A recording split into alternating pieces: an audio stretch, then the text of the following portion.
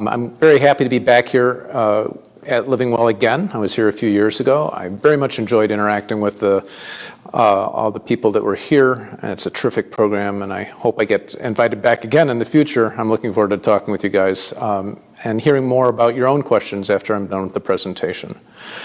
So we're going to be talking today a little bit about chemo brain.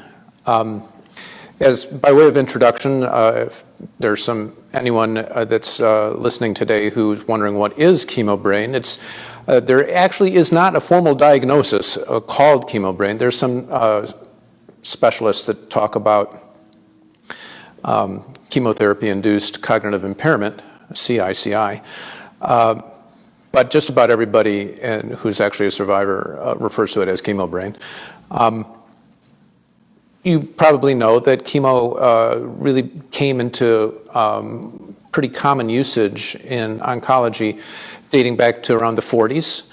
It wasn't until the late 70s that some of the specialists in this area started realizing that there were consistent reports from survivors and their families that there were some cognitive changes that seemed to have an onset after people started on chemotherapy. Initially, some of the research that was done had trouble actually finding the mechanism by which the chemo could actually cause changes in the brain that would result in the complaints that patients had. Some of the initial studies or papers that came out suggested that it may be, in fact, a somatoform disorder.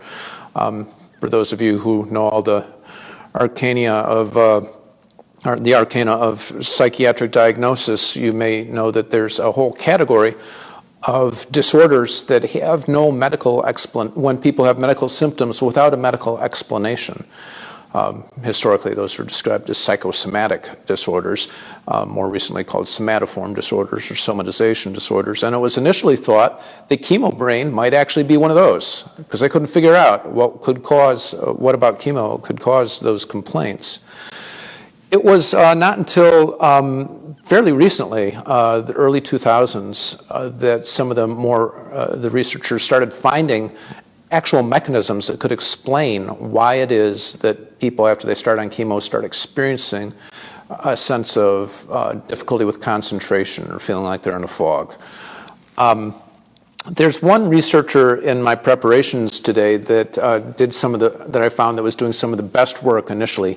Tim Alls out of Dartmouth was the one who came up with several papers, and he found that in fact a lot of those complaints did seem to be associated with certain physiological situations. That it was not just people feeling like something was wrong, even though there's no possible explanation why.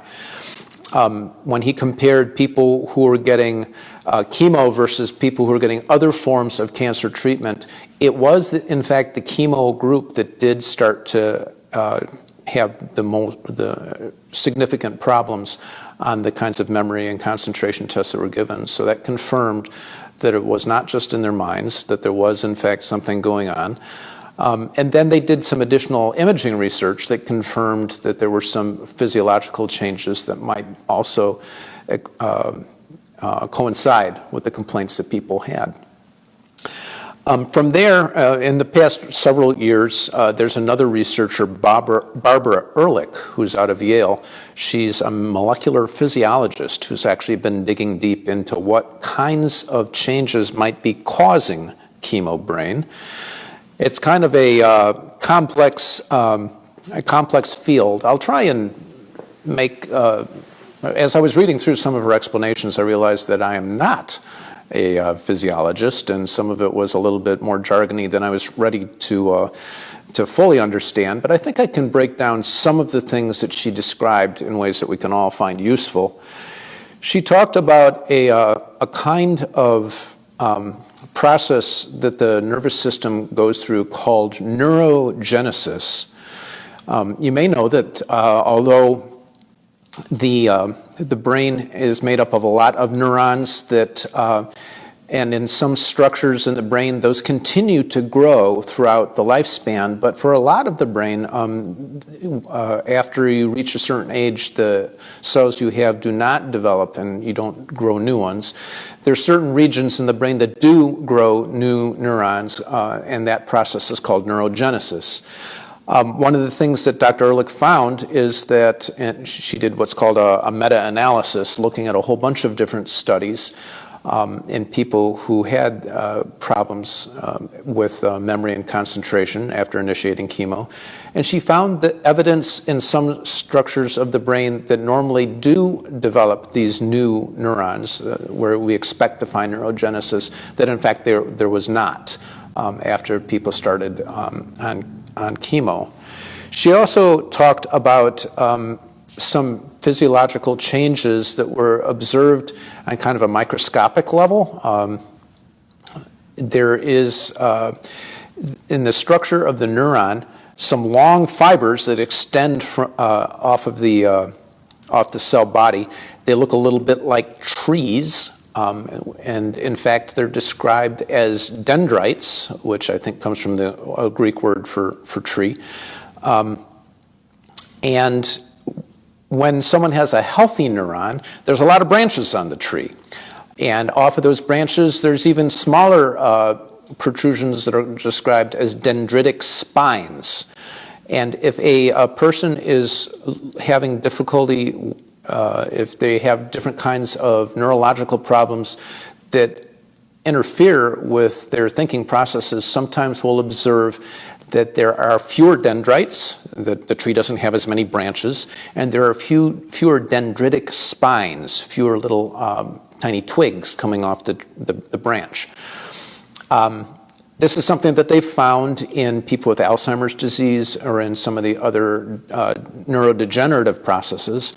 And once Dr. Ehrlich started studying brain tissue samples from people who were undergoing chemo, she saw evidence of the same thing, that there is reduced arborization, fewer branches, and there are fewer dendritic spines on the branches. So that may also be one of the things that is a cause of the cognitive complaints people have after chemo brain. She also described some changes in neurotransmitters. For those of you who have familiarity with different kinds of psychiatric medications, you may have heard of things like serotonin or dopamine. These different chemicals that are in the brain are used to send signals from one nerve cell or from one neuron to another. And if there's a reduced supply of those chemicals, people will have certain behavioral symptoms. Dr. Ehrlich found there's some evidence that people, after they start on chemo, will have diminished levels of certain neurotransmitters in the brain, which seems to coincide with some of the cognitive impairment that they experience after they start the treatment. There's another branch of this research that I think is really interesting. It seems to be where most of the articles are being published over the past couple years, looking at the functions of certain neural cells called glial cells. You may know that the brain is made up of functioning neurons that send signals back and forth, but also they have these cells called glia that provide structure to the brain and hold the functioning cells together. When I'm teaching my classes, I tell my students, remember, glia is like glue. They hold things together. The glial cells, in addition to holding things together, have other functions in the brain as well. And when those cells start to malfunction, there can be actual changes in how well the neurons communicate with each other. There are certain cells called microglia that seem to be particularly susceptible to malfunction after chemo is initiated. And when Dr. Ehrlich was looking at different correlates of cognitive impairment after people start chemo, she saw that these microglial cells seem to be prime suspects. She also talked about another category of problem that happens with people after they started chemo, There's a general inflammation process. You may have read in the popular press that there's a lot of different kinds of problems that are attributed to inflammation recently. There's a bunch of diets that are available now that are supposed to reduce the amount of inflammation that you experience. Certain foods seem to suppress an inflammatory response. Inflammation is a good thing to some extent. It is a way of signaling to the body that there's been some kind of an injury, some kind of a medical problem that requires a response. There are certain cells in the body called cytokines, which are like an alarm that goes off to tell the body that there's something wrong and that it needs to mobilize resources to repair the damage that's been done. But in some cases, those cytokines, the alarms themselves, can become a problem. And that's what happens in the inflammatory response. The body's resources are mobilized to attack an injury after the injury is already resolved, or it's an excessive response that can cause problems of its own. There does seem to be evidence of an excessive inflammatory response in people after they started chemo. One of the things that seems to be associated is a breakdown in a structure called the blood-brain barrier. It's another fairly complicated process or a complicated structure in the brain. There are cells that line the blood vessels that prevent chemicals from leaking out of those blood vessels into surrounding tissue. A certain amount of chemical transfer is normal, necessary, and healthy, but in the brain, the openings through which chemicals can cross are especially small.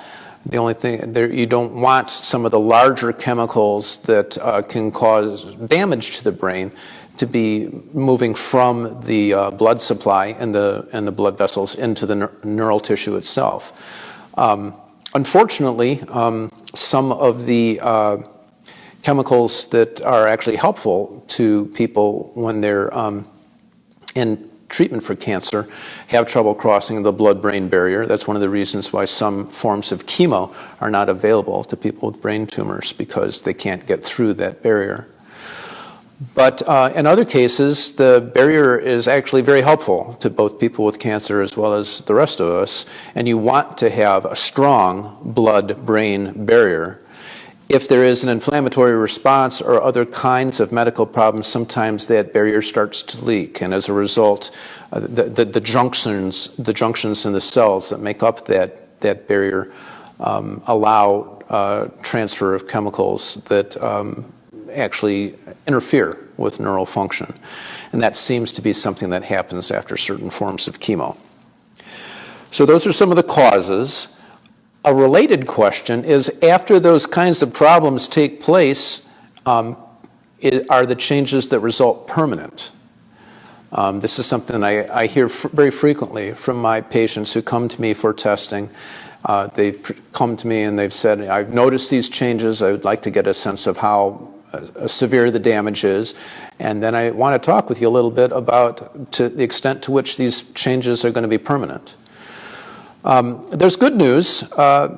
Some of the research that Dr. Ehrlich mentioned in a paperback just this past April suggests that the imaging studies suggest that some of the structural changes that are measurable after chemo seem to resolve. They start repairing themselves after chemo is stopped.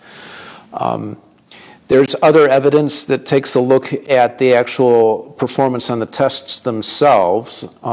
If the structures have repaired themselves but people continue to have problems, that should be a focus of treatment itself. And it does seem like that happens in some cases.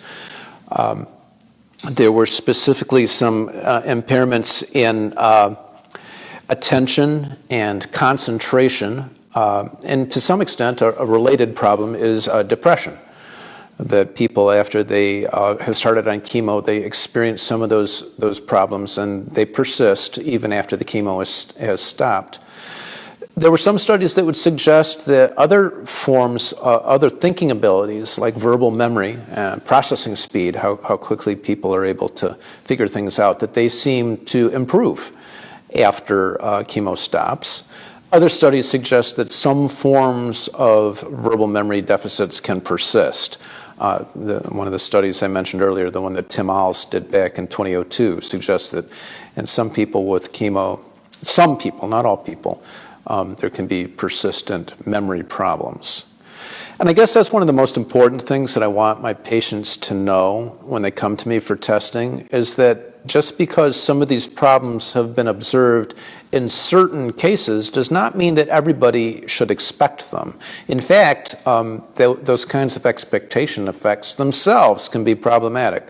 So we need to make sure that people understand the vast majority of people who have chemo do not develop permanent changes, either that show up on their CT scans or that show up in their memory testing. Interestingly enough, though, and this is where it starts to get more complicated, the majority of people after chemo do complain of those changes, even though their imaging comes back clean, and even though the testing itself shows that when we do compare how they're doing after chemo with how they did before chemo, they're at pretty much the same place, which raises some really important questions. What do we need to do in order to address situations where people just don't feel right? I think that's real. I think that is something that needs to be addressed. We can't just say, oh, the imaging is fine. The memory tests say that you're doing as well as everybody else, so just get over it and just stop thinking that something is different. No, the actual perception that something has changed is in fact a reality that needs to be addressed in treatment. And we'll talk a little bit about that in a second. But I guess for more people that in addition to psychotherapy, which I want to talk to you about in just a moment, they want to talk about other kinds of exercises they can do that will help them try to manage the changes associated with chemo brain. In the presentation that Laura Miller of Marianjoy did with me several years ago here at LivingWell, we talked in some detail about the different rehabilitation services that are available to people if they're starting to have problems with memory and concentration. At Marianjoy, there's a staff of speech and language pathologists that seem to have do most of that work. They provide training in exercises that help people get better. But more often what they do is they'll make suggestions of how to work around problems, learning how to take notes, learning how to use reminders. All of those things are valuable compensatory strategies that are the foundation of cognitive rehab. But here's the thing that I think is most interesting, and a lot of my patients are surprised by this. After people start to have problems with memory and concentration, whether it's part of normal aging, like I'm experiencing right now, or part of certain medical problems that come up, when you're trying to figure out what can you do to get past the memory changes you're experiencing, mental exercises help. But you know what's really interesting is that physical exercise helps just as much, if not more. So that's one of the reasons why when people come to Marianjoy for if they're experiencing cognitive problems, including those who have survived cancer and they are experiencing those kinds of problems, one of the most important things they can do is to develop a home exercise program. And we do have some specialists like Dr. Robin Cohen, who provides physical medicine and rehab services to our people with cancer who come to Marianjoy, and she hooks them up with therapists who can train them in what kinds of physical exercises can help them. There's some medications that seem to be helpful. Earlier we were talking about arborization and dendritic spine formation. There's a medication that's used in some forms of neurodegenerative disorder called Namenda, or memantine, and that has been shown to help reverse some of those problems that are associated with chemo. We talked a little bit about neurotransmitters and some of the psychiatric medications that have been designed for people with depression and people with attention deficits seem to help when people are struggling with chemo brain. Wellbutrin and Ritalin were two that I noticed in my literature review as I was preparing for today. And then we had talked a little bit about the inflammatory response and how that may mediate some of the problems that are attributed to chemo brain. And there are some strategies that are under development right now to try and reverse that inflammatory process.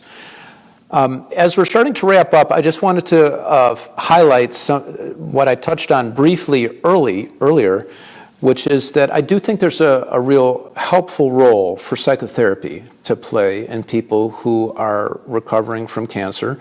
I also feel like people who are complaining of their changes in memory are in a special need of that kind of support.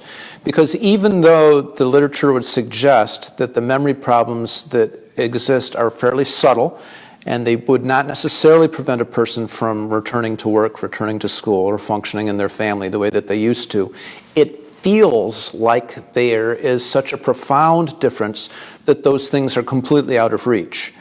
And getting someone who can help people achieve the potential that they still have and try to identify what obstacles exist that prevent them from getting to that, I think is a valuable role that psychotherapists can offer.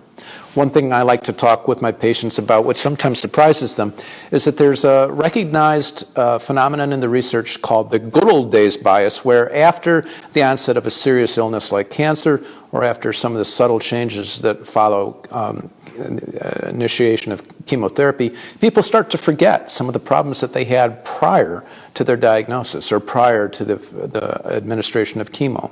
We call that the good old days bias.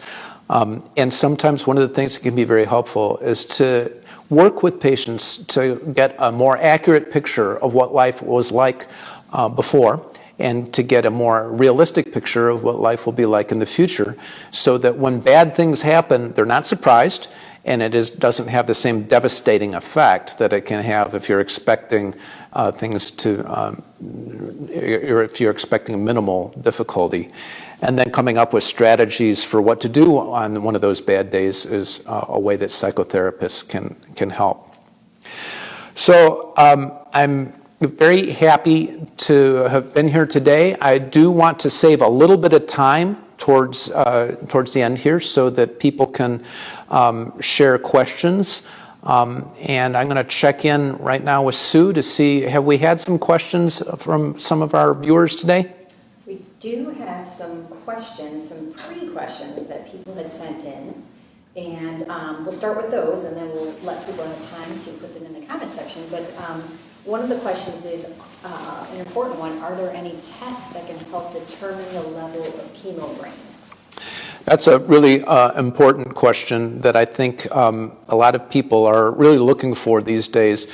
And what happened several years ago, when I was talking about the early stages of research on chemo brain, when they were having trouble and they were still wondering if it was a somatoform disorder, they were having difficulty identifying neuropsychological tests that were sensitive to the problems that patients had. At that point, the researchers designed a battery of tests that they found were the best ones to use when you're assessing this, especially in research. But I think it can also have usefulness in people when they're coming for neuropsychological evaluation after they've started chemo. So that's one that we, although I don't have the list of test names, if you talk to a neuropsychologist and you present this problem, they can identify those tests, make sure that you get the right ones. Question just came in. Carol is asking, when I forget something, my friends say, oh, it's just senior moments. What are the glaring differences between having senior moments and chemo brain? That's an excellent question. And the fact is that senior moments are a real thing. There is a phenomenon called normal age-related decline, which we all start to experience in our late 30s, early 40s. And there are some conditions that seem to accelerate normal age-related decline.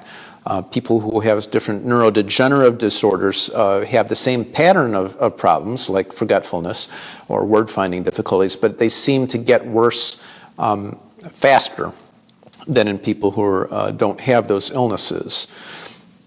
I think that one of the advantages of having that kind of formal evaluation that I mentioned a moment ago, neuropsychological evaluation, is that it will allow your physicians to know when you've crossed the line from a normal senior moment to something that suggests there's other issues going on that need to be addressed in your treatment, as well as recognized by all your treaters as something that's real and something they need to recognize and address in their treatment plan as well.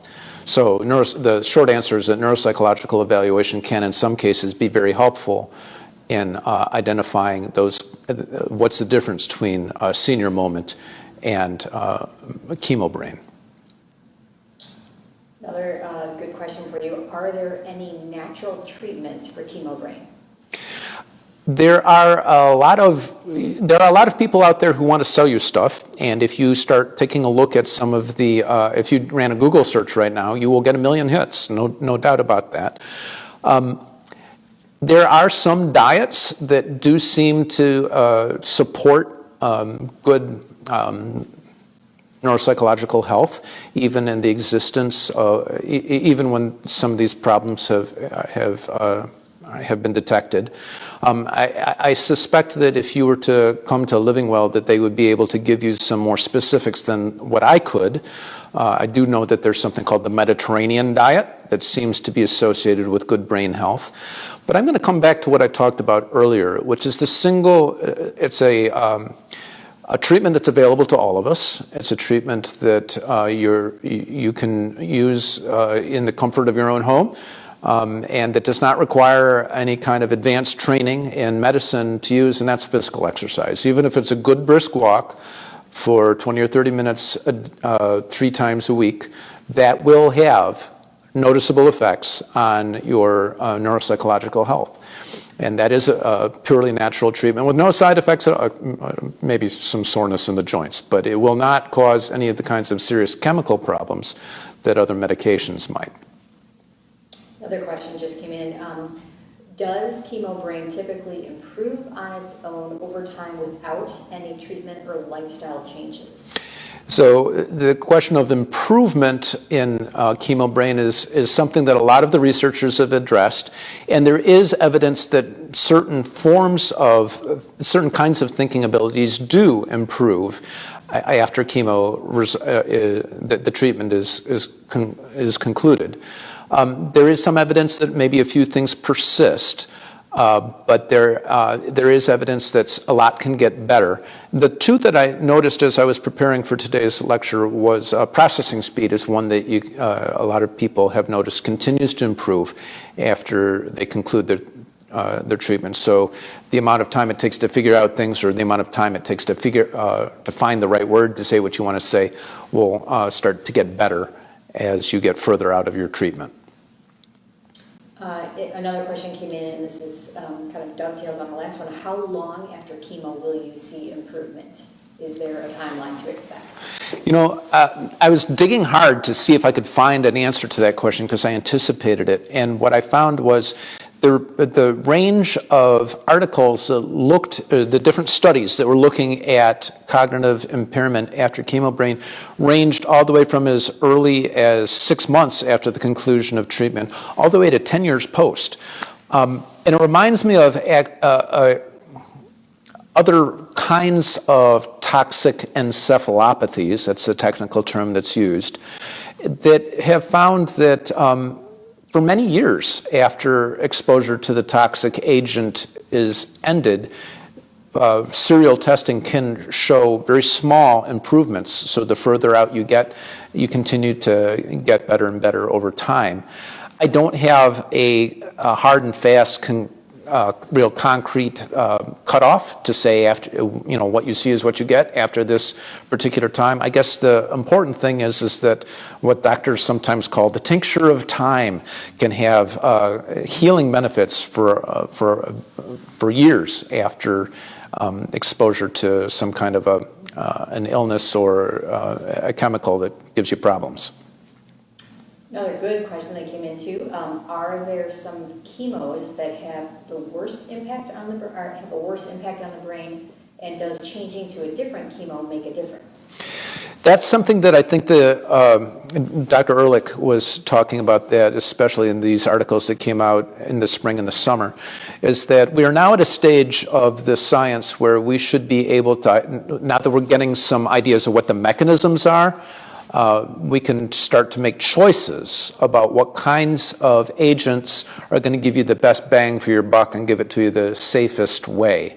And if we can identify certain populations that may be sensitive to certain kinds of side effects, then the folks who are prescribing the chemo can choose an agent that's going to give you a good response without some of the side effects. I'm not going to go ahead and make a list of the worst ones, but I do feel like the oncologists who are prescribing those can let you know which are the ones that have been associated with cognitive changes, and which ones, when you're doing a cost-benefit analysis, are actually worth it.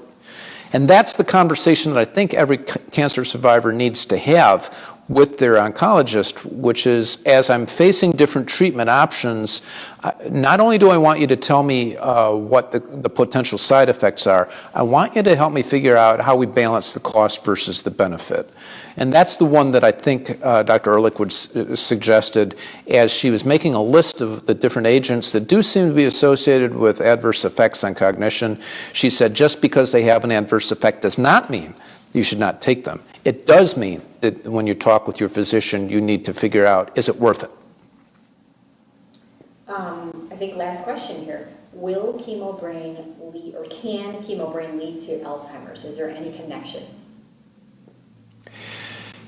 I did not, as I was preparing for the lecture today, I did not see any statistics about increased incidence of Alzheimer's disease in people after they've been on chemo. That is something you could probably discuss with your physicians when they prescribe the different medications. That would be part of the cost-benefit analysis that I was just talking about.